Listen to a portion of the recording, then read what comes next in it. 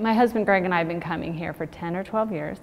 We have a passion for this church and for what goes on here. And I do believe the Lord put it on my heart to do this lobby the way it is.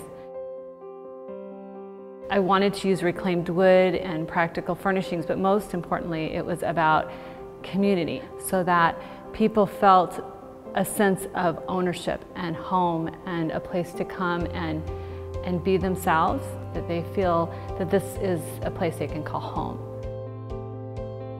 As Journey was redoing the lobby, I took on the project of working with the stanchions.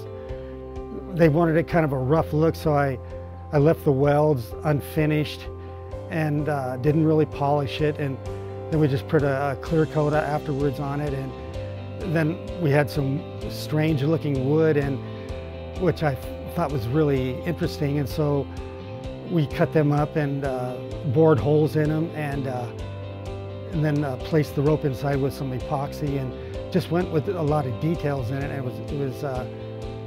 It was an expression of my love for God, you know. It was neat. So I got into interior design starting with, I took an art class, watercolor class. It was actually at a time in my life that I was going through a lot of hard things. So I took a watercolor class, found that I really loved it.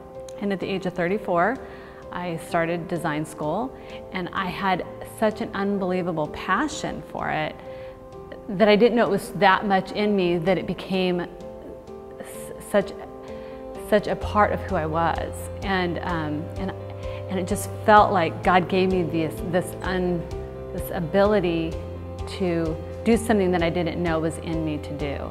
I would have never known, out of going through such a hard time in my life, if I was to fast forward to see what He could do with taking something so difficult and making it pleasurable for me, but also for all the people in my life. And for that in and itself is such a blessing.